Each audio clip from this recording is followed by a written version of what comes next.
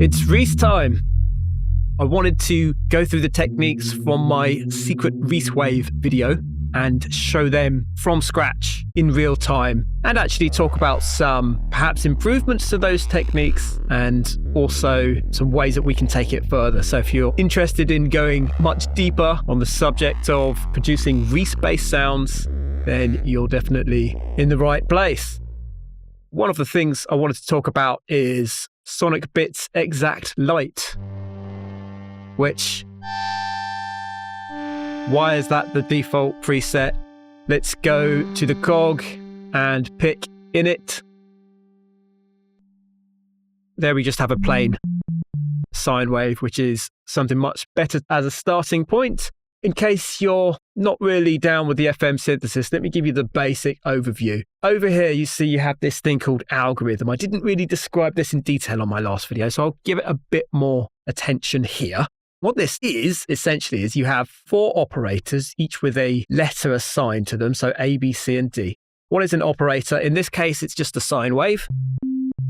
So it might be what you would call an oscillator if it were on an analog synth, but on a digital FM synth, we call those operators. Now, an operator can play 2 different roles. It can either be a modulator or a carrier. A carrier is an operator that you can hear. So that sine wave, you can hear it. I suppose you could call it a carrier, but it's not being modulated. So technically, yeah, is it a carrier? I don't know. It's an operator. But this setup, this algorithm, it's called an algorithm. There's a bunch of different algorithms, but this particular setup has B modulating A, C modulating B, D modulating itself, and C. So A is the only, can I say it's the only carrier? Because the rest of them are all modulators, but B is also a carrier of C, and C is also a carrier of D. So yeah, it's a little bit complex in a sense, but all I'm interested in at the moment, I only have operator A active, so that's this.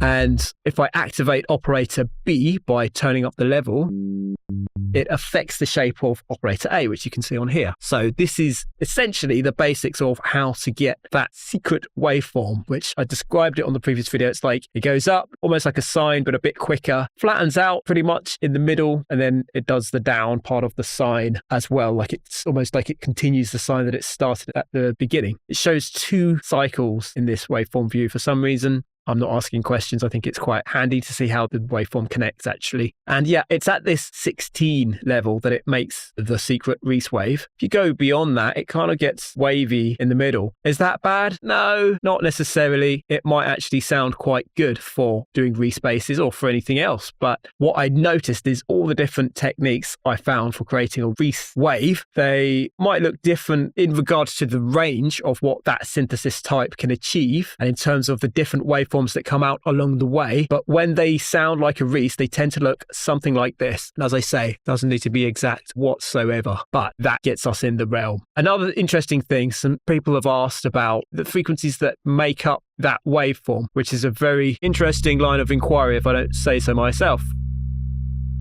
Here are the main frequencies that are of interest. So we have a fundamental frequency and we have double the fundamental frequency. So that's basically first harmonic, second harmonic, third harmonic, fourth harmonic, fifth harmonic, sixth harmonic. So there's like 6, you could maybe call that a 7th harmonic, I suppose, but it's a long way down. So I would say what's significant is the first 6 frequencies, and even really you could probably get away with the first 4 or 5.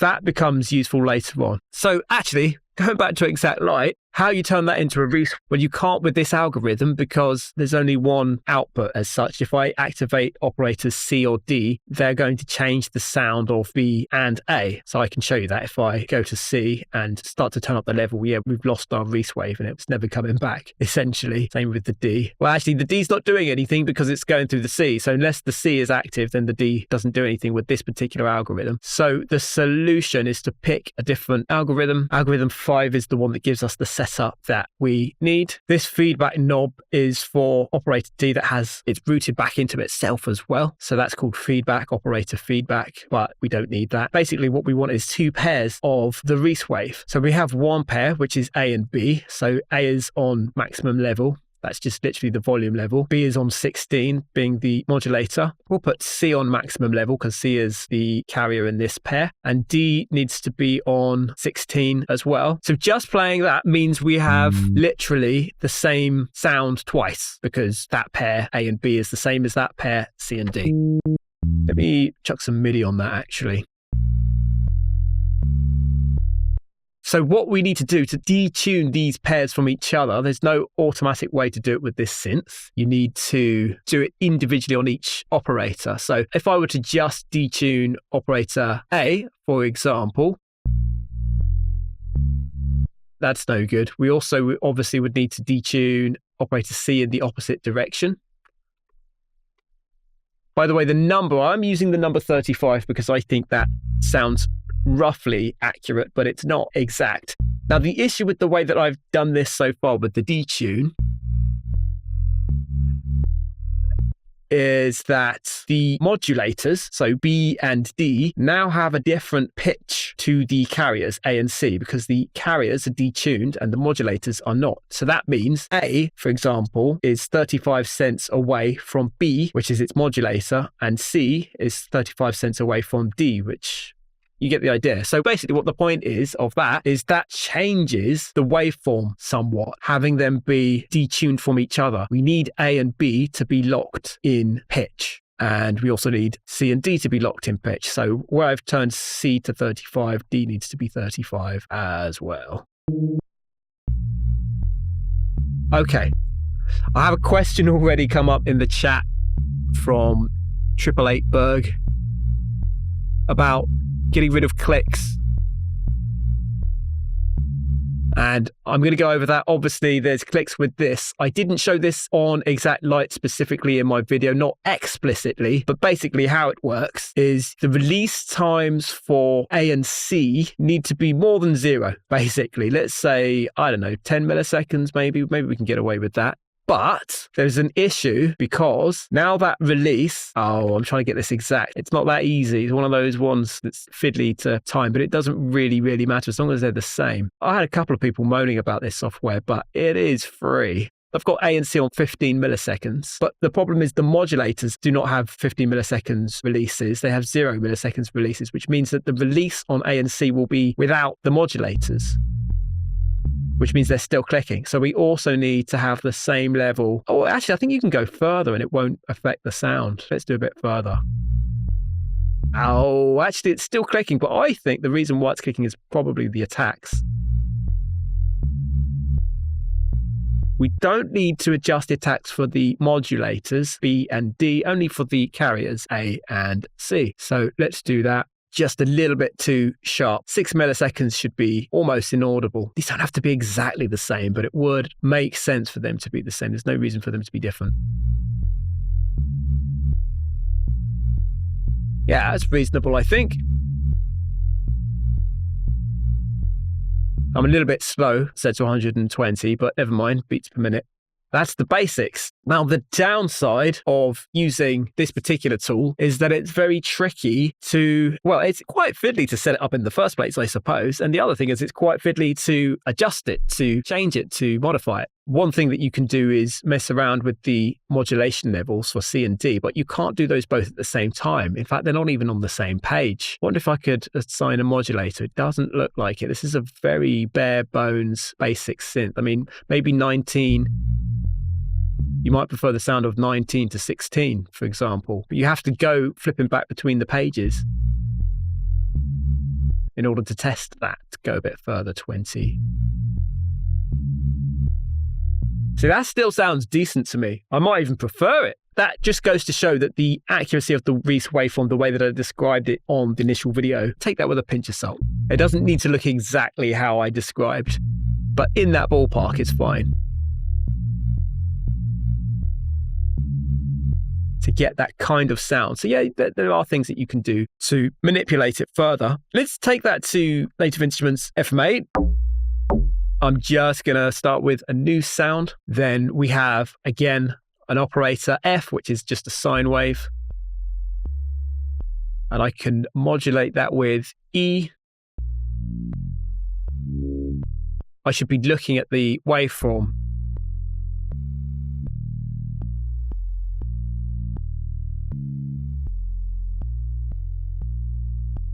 Oh, that's interesting. It comes up and it looks different each time. And the reason for that is because the phase of the operators is not locked. You can do that with the key sync function. I'll just do that on all the operators. Now that they're locked, we can see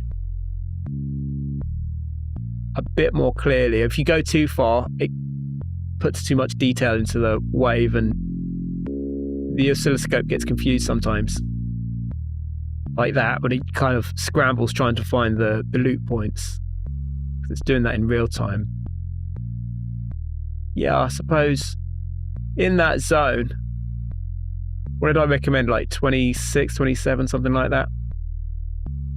And you'll notice that the flat part, the sort of horizontal-ish part, isn't bang on the zero crossing either. So there's some room for maneuver with this. And then you go to the master page where you can set the voices to 2, which you have to do in the polyphony section and the unison section, and activate mono and then increase the detune. I like that on about 93 approximately. That's on 94 now, that'll do. That was the year the Terrorist track came out, incidentally. Okay, the only issue now is the clicking. Now on FM8, there's a handy feature, which is that you can link all of the operators so that you can adjust them all at once, which I don't particularly need all of them, but whatever. And there we go. Just a little bit of release.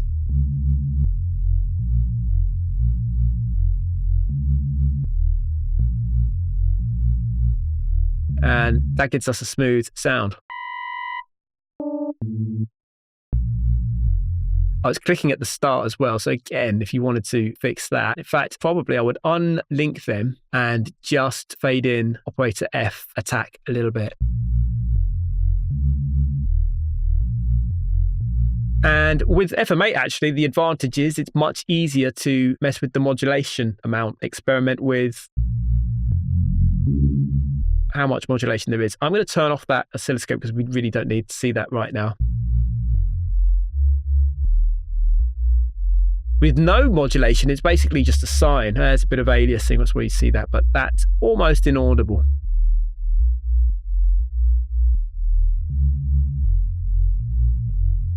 And yeah, you can really decide how much of that you want.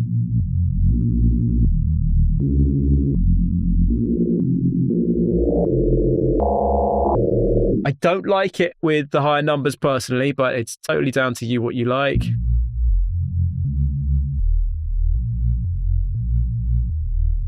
I wonder how would it sound if we changed the basic waveforms. That was something that we did with the donk. So for example, this parabole is like a sine, but not quite a sine. It's like a saturated sine.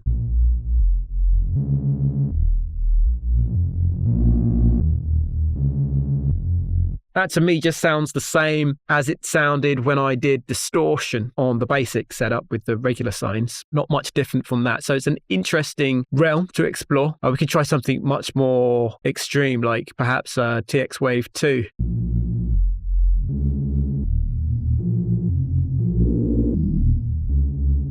Yeah, for some reason that just seems to loses too much of the authenticity, loses too much of the vibe that I like. Let's try a few different ones quickly. So I'm only changing the modulator at the moment.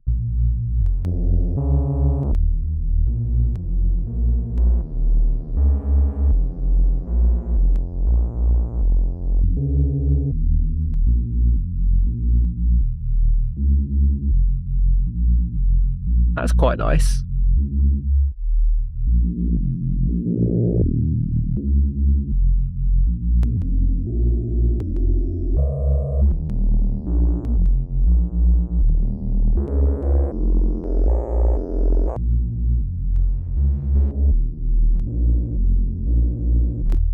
So yeah, my general impression there is that there were some interesting other textures in there. Nothing that really leapt out as being amazing, but certainly some things that I would consider going back to, especially for perhaps some more interesting sound design processes where you're going to actually take that foundation of a sound and take it further through, other types of manipulation, like doing some resampling or something. That could work. Now let's get to Serum.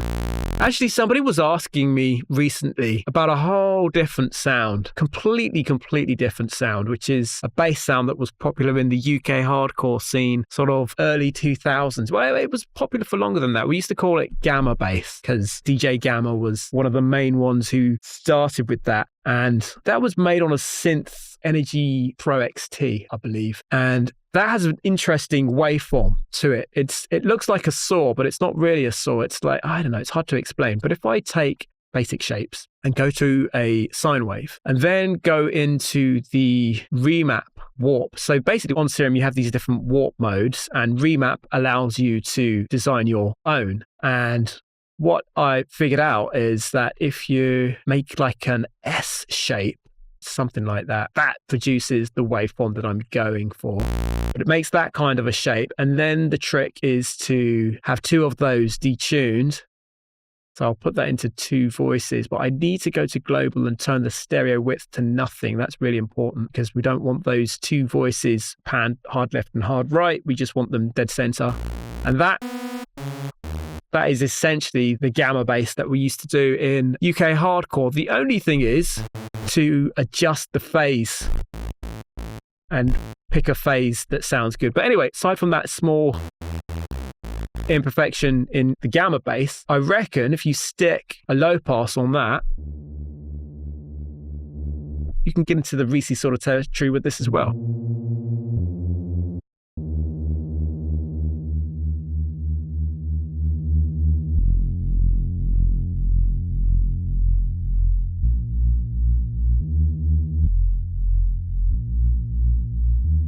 Slightly frustrating. I had it working better at home.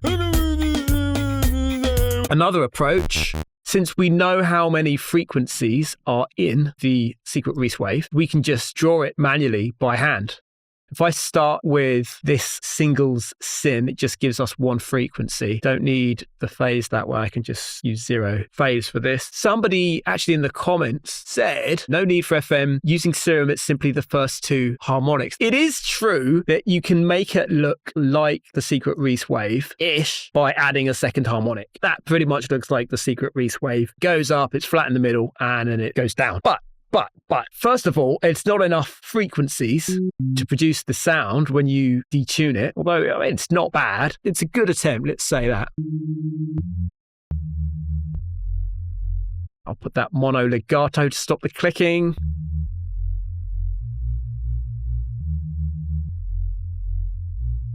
It's not bad. It's pretty decent. Turn that up again. But I'd suggest to you that it would be better if we had more frequencies. Now, how many frequencies did I say was relevant when we looked at the graph? I think it was like 7. But certainly getting to like 4 would be better for the simple reason that now when it's flat in the middle, that flat part is longer. What did I say on my video? It was like thirds. So let me put the grid in thirds. So we want the middle third to be flat. If I just have 2 frequencies, well, I mean, it is still the middle third if you're very forgiving, but it's like this bit is going more into that middle third than it should be in my view. So let's add more frequency. So that you can see even just that third frequency works better. And I think it sounds better as well. But let's go further than that. Let's add a 4th frequency. That 4th frequency lets us get a little bit flatter in the middle. Is the flatness in the middle important? Not really, but it's just an interesting observation. You can always do process normalize because when you add a new frequency, it changes the overall level of everything to make space for it. So that's 4 frequencies. I think that sounds really decent. You could add a 5th. You could add a 6th. You could add a 7th. The thing is, kind of the more frequencies, the merrier, because then it's going to have more of a sound beyond the sub, if that makes sense.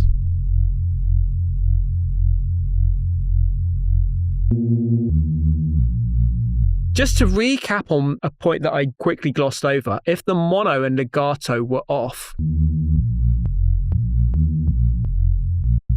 just putting the mono on prevents most of the clicking, and putting mono legato on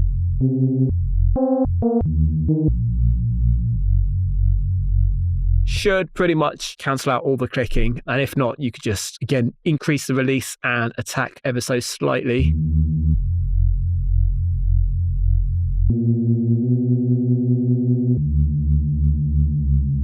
Something like that. Okay. The downside of using this technique to produce the secret Reese wave is that there's not a whole lot you can do with it directly. There's no range to it, if you see what I mean. It's just a cluster of frequencies that makes this shape. But what you could do is add a second copy. So you now have two tables, and edit the second one. And that becomes your range. I'll show you what I mean. So what do we want to do with the second one? I don't know. Let's just muck around.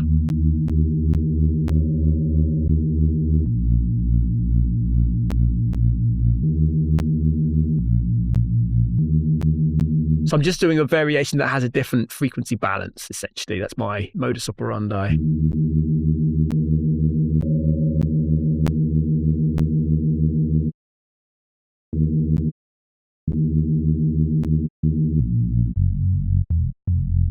Not to sound the same as this exactly, but to have some difference about it.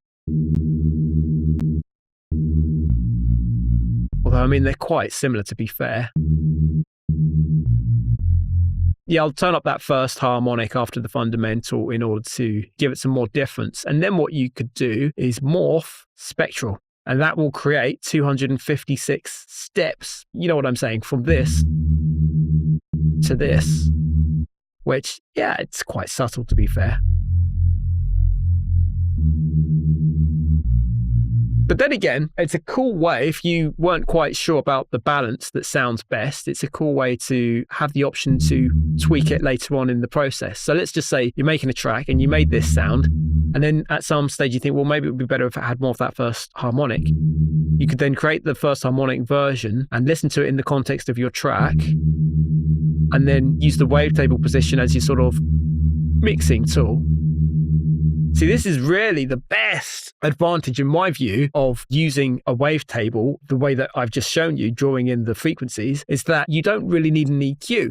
And I don't know how much you know about EQ, but EQ, especially in the low frequencies, does not come for free. There are artifacts that come with EQ.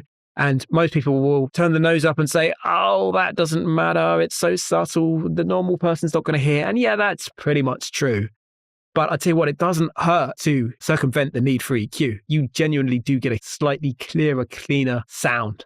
It's not going to be make or break. It's not going to change how much people like your record at the end of the day. I'm not pretending that it's more important than it really is. It's a minuscule detail. But hey, it's just an interesting thing to bear in mind. And I think when there are enough of those details, they do add up to something quite special. Those intangible qualities that we hear on records and think, wow, that sounds amazing. What are they doing differently? Well, sometimes it's just the smallest things. The other way to do the secret Reese wave was using my custom wavetables. I showed a bandpass, bandpass 24 dB filter wavetable. So it's a saw with a 24 decibel bandpass and a 1.5 Q. And we still need to find the spot where it turns into the secret Reese wave, which is around there. And we also need to put it into unison.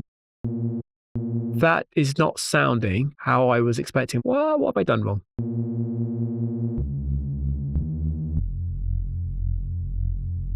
Oh, it's just too high, I think.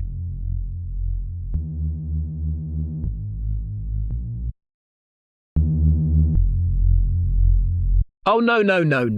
I remember it wasn't 24 decibels per octave, was it? It was 48 decibels per octave. Goodness me, I don't even know my own material. Very important. That makes all the difference.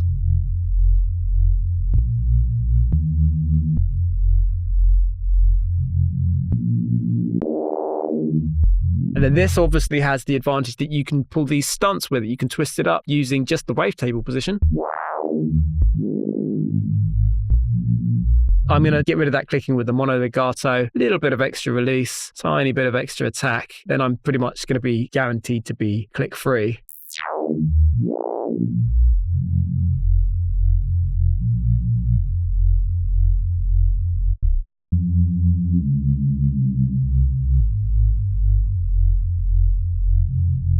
Okay, and then we could also use any of these functions, the warps, in order to twist up the sound further. So for example,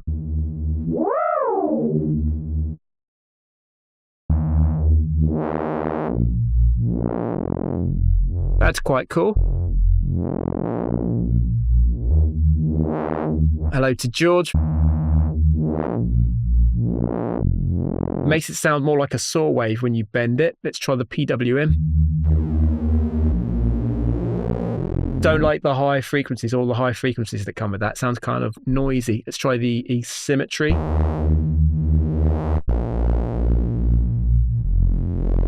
See, I prefer that because even though it does make it sound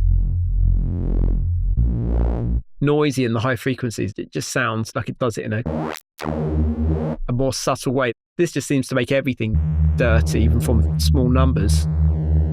Whereas the asymmetry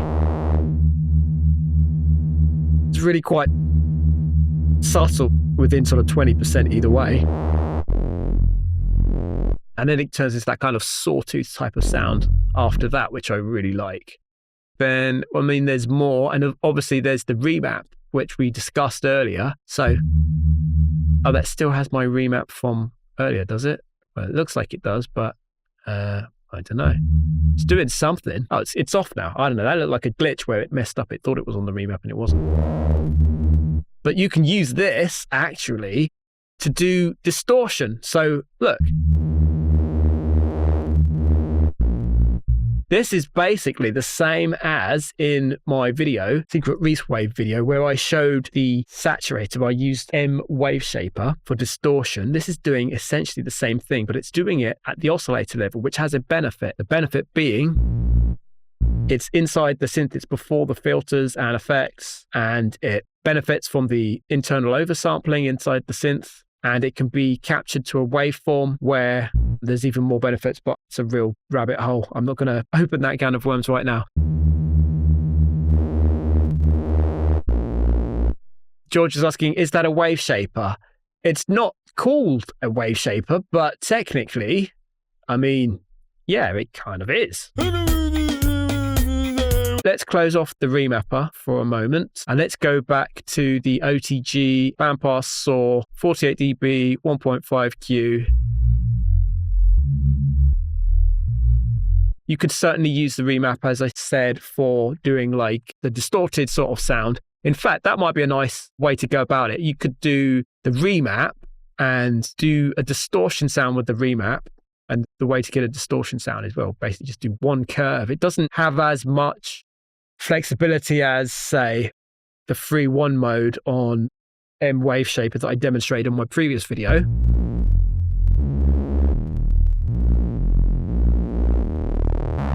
But there's some, I think it's some interesting sounds in there. I really like that.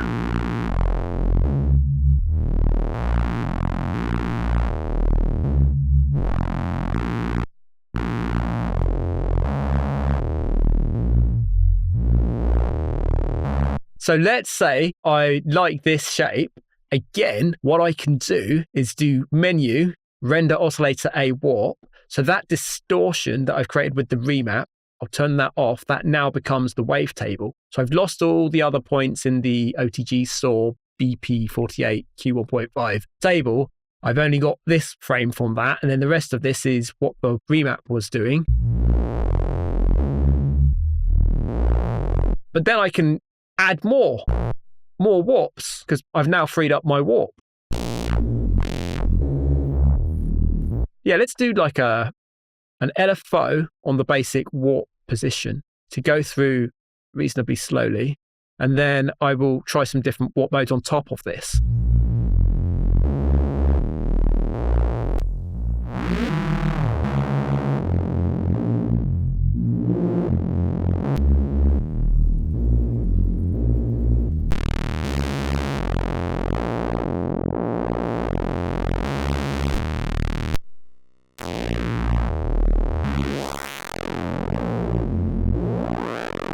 Yeah, I think that sounds quite decent. Another thing you can do to fine tune it is to alter the detune amount.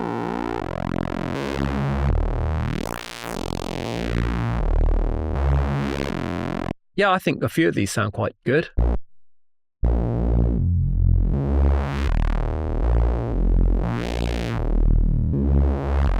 And again, on my video, I demonstrated picking the flange filter, I think it was, and having that modulated as well.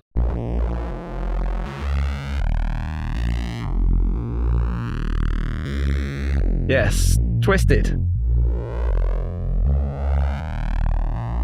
Somebody left the comment that it reminded them of Ed Russian Optical or something, bacteria. The next comment I wanted to look at was, oh, I'm not giving credit. This guy, Dylan Reed, said, Serum, generate sine and then add the next 3 harmonics, played with the harmonics levels for less than 5 minutes to get this wave. I've just showed that technique, but I forgot to big up Dylan as I did it. But rest assured, yeah, Dylan was the only person who figured that out, who I've seen anyway. That was, drawing in the Reese wave. Essentially from scratch, you start with that, the one frequency. You can add a second frequency, third frequency, fourth frequency. He was saying 4 frequencies will do the trick, I suppose, which is right. I mean, that does sound good enough in my view. Certainly sounds a lot better than just having 2 frequencies. And I reckon it's probably just theoretically slightly better with those extra frequencies that I'm adding in. That's not really making much difference to the visual, but it would give it a slight bit more of a sort of readability, if you see what I mean, audibility in terms of how that bassline's going to translate to different sound systems. Someone's asking, where can you get my wavetable pack from?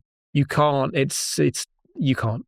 Basically, that's not public. That is for the people who I teach. I don't mind giving the odd freebie away every now and again, like tying it in with a video, but I'm not making the full archive of wavetables available. What was the other wavetable that we used? Not just the bandpass, it was the FM. Okay, cool. Let me grab that Yamaha FM wavetable. So this is an interesting wavetable. It only has 100 steps. Why does it only have 100 steps and not 256? Well, because Yamaha FM synths only have 100 steps that you can set in order to create something of this nature, which is not an easy task. Believe me, very, very challenging. Just technical hurdle after technical hurdle. But we managed, and we have this wavetable that we can put into unison like so. Now, I think that sounds really, really spot on. It's not quite the same as phase distortion synthesis that the Casio CZ series use. It's Yamaha FM, which is phase modulation synthesis. But for all intents and purposes, I think it's doing pretty much the same thing. So I like how that sounds when you turn the wavetable position up. So what we could do, for example, get this in a nice range, something like 70, and then use a macro to do the rest of the range. I would like less detune on that, so I could use the macro to reduce the detune amount as the wavetable position comes up, because I don't think the detune sounds right when the FM amount is higher.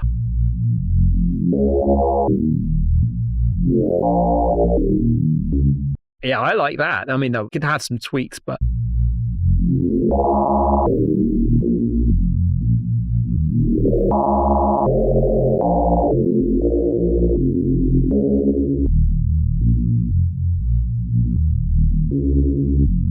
yes, I do like the idea that you can manipulate the wave and not just have it be so static like the sample. Not that the sample is bad, but just I like the idea that we can take it further than that and get some more articulation and personality out of it and have it more from an old style Reese to be a new style Reese. Someone asked, is a Patreon incoming? No, I don't like Patreon personally. It's just not for me. It's not my style. No. Simple answer. Questions. Always struggle to get that rounded full Reese-like terrorist, even sampling the original. Is it in the EQing? I would suggest don't EQ it. I kind of alluded to this earlier. EQ on bass can complicate things more than necessary. I do try to avoid EQ on bass as far as possible. Now, when I say try to avoid, that doesn't mean a hard, sharp, fast rule that says you must never, ever use even the slightest bit of EQ, even if it sounds better with the EQ on. Obviously, I'm not saying that. There are times when I do use EQ, but ideally, if I can find a solution to get the sound I want that doesn't involve running a live EQ, then I would generally prefer that. That's my general rule of thumb. So yeah, if you haven't got a sample that sounds right as it is, maybe you could EQ directly on the sample itself. That's one technique, like using a resampling style technique. So you EQ the sample and then you load the sample in and use it like that, rather than EQing the sampler with the sample in it. Because remember, every note that you play has a different relationship to that EQ curve.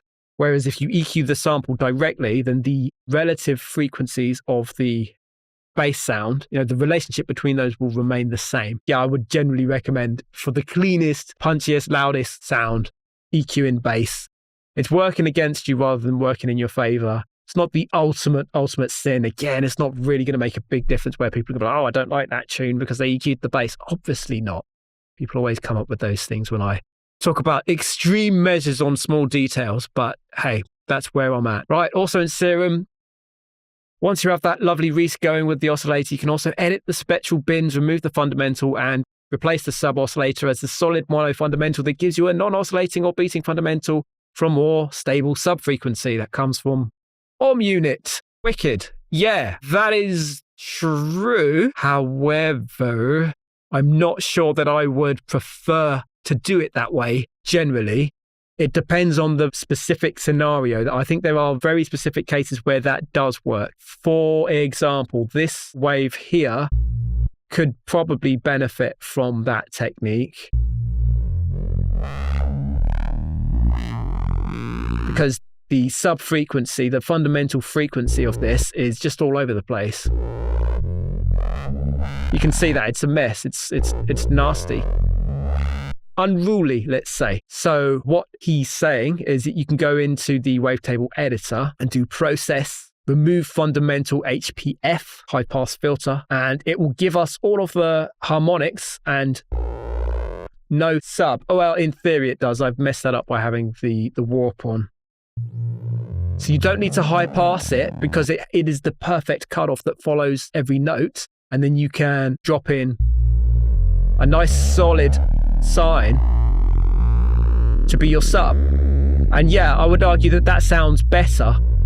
I mean, if you're using the asymmetry as well, live, then it messes with that because it reproduces the fundamental frequency, unfortunately.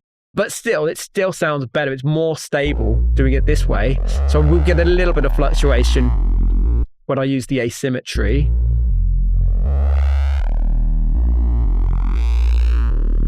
Compared to if I don't.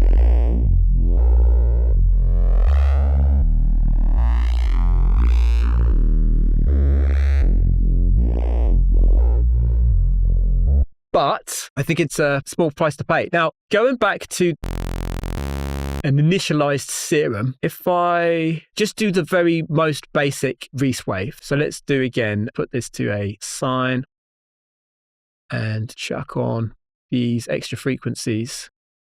Oh, that's on the wrong phase. That's why that's not coming out right. Okay. And yeah, I mean, again, 4 frequencies is probably enough. That's our basic wave, gets us in the zone.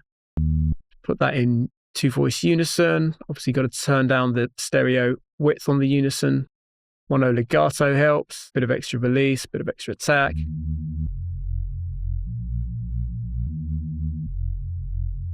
I would suggest to you that the fluctuation in the fundamental frequency is actually a good thing. It's a very good thing. I think it's a big part of what makes the bass sound powerful when it's played on a big system, and you can feel the impact of it in your body kind of fluctuate. It's like an earthquake or something. It just kind of trembles you, it rumbles you. And if you stabilize that frequency by removing it from the unison version as such, and then, you know what, I need to make sure that I keep the relative level. That's really important. Otherwise, I'm going to mess this up. So let's say that's the level. If I then do copy A to B, so I have the exact same frequency spread on oscillator B, I can turn off the harmonics on oscillator B, so we just have one frequency, it's at the correct level, and then turn off the fundamental on oscillator A, so we just have the harmonics. So together, that produces the Reese wave. But what we're saying is just put the sub, the fundamental, in single voice, not unison. And then it's more stable, which again, yeah, sometimes that's what you're going to want. Excellent technique. Because now that it's stabilized, it's easier to fit into a mix.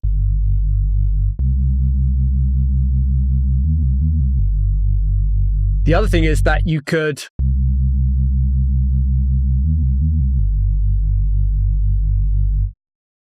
then manipulate these separately if you wanted to. Like, for example, using that almost like a high pass filter where you turn up or down the fundamental so that it moves out of the way for when you need it to sound a certain way for certain parts of the track. So like you might be coming to the end of a section and have a fill where the drums cut out and you can do this, rather than it just being constantly solid.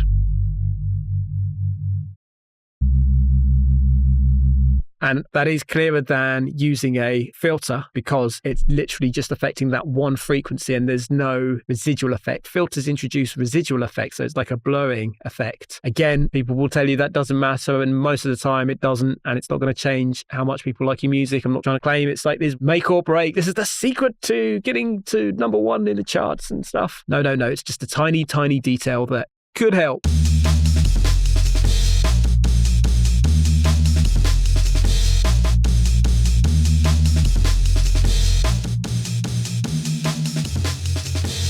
So I wonder if that would sound better with one of these waves. So like the saw wave, 48 dB. So I do think that sounds better than the other way with the solid, stable, fundamental frequency, but it really, really, really depends on what you're going for because we're not always going for the same thing on every track. There are some tracks that benefit from that additional dynamics and some tracks that more benefit from the stability. But yeah, big up on Unit for that.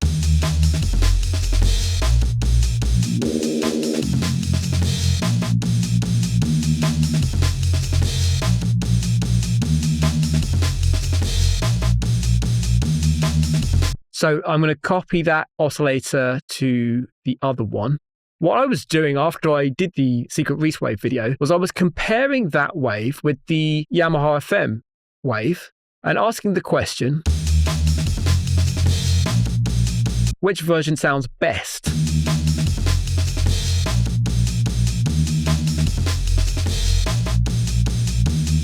In my view, there's not really much in it. They basically do the same thing essentially. But then I figured out, well, what happens when you put them both on at the same time?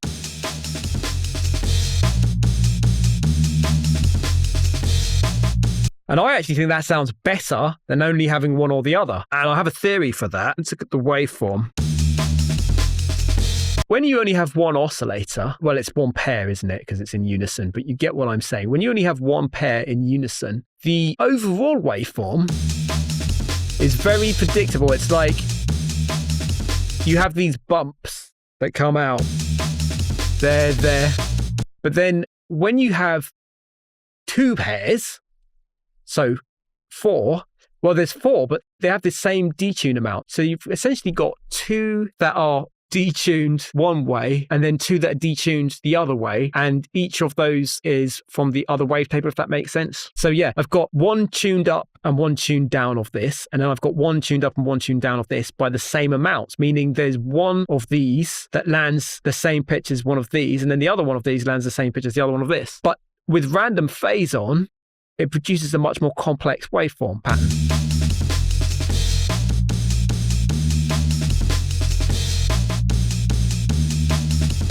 Rather than the simple predictable. In terms of sound, there's not that much difference to it. It doesn't sound wildly different. But it's just that the stability of the bass sound itself has been reduced. which is interesting because that looks exactly how I remember the terrorist bass to look when I first sampled it in the 90s. It looked like that. It didn't look like this. The reason I remember that is because I spent quite a long time with a sampler in the 90s trying to figure out how to loop the thing so that I could get a longer bass note. And I remember specifically what the pattern looked like because I spent so long choosing the loop points. Now, because I have these on random, every time I hit play, that waveform comes out slightly different. And sometimes it comes out looking like they're in the same spot, like that did. Let's done it again. Are they not on random anymore?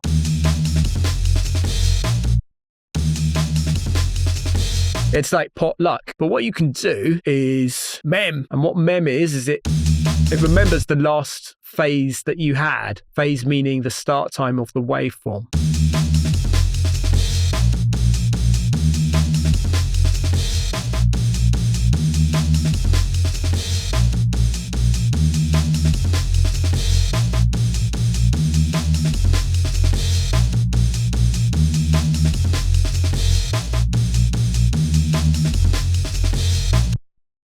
Why am I not able to? Goodness me, the ineptitude goes on.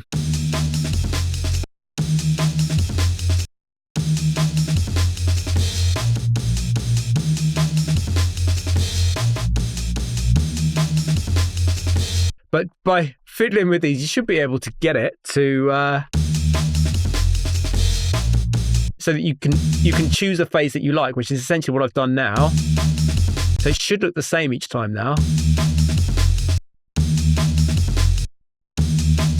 So you see it's exactly the same each time. It looks like the waveform's not being updated, but every time I press it, it is. It plays the exact same way. And if I randomize that again, then I'll get a different pattern.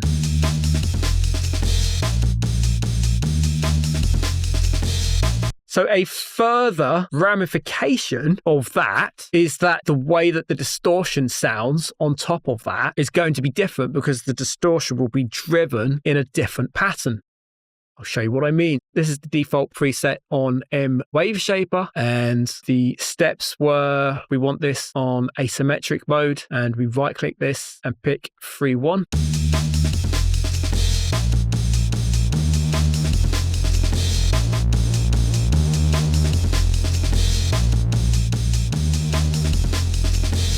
So there's some different flavors in different areas. But again, what you need to remember about distortion is that distortion works kind of by threshold, I suppose, in a sense. And so the amount of distortion that you get in relation to time is dictated by how hard the unprocessed signal drives that distortion, again, over time. Therefore, having a different dynamic shape will produce a different distortion sound, ever so slightly.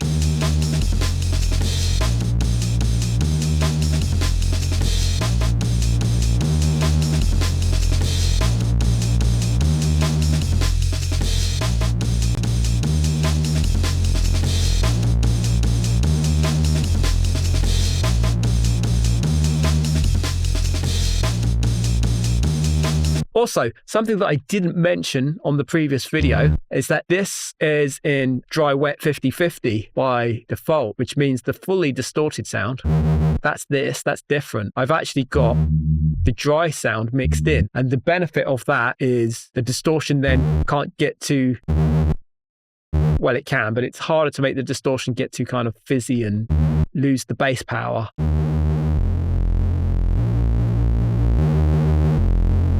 And lose the Reesiness of it. You always want a bit of that Reesiness. And this dry wet allows you to balance that, which I didn't show that in my previous video. I just left it on 50/50 because that was the default. But of course, you could further tweak that tonality with the dry wet mix.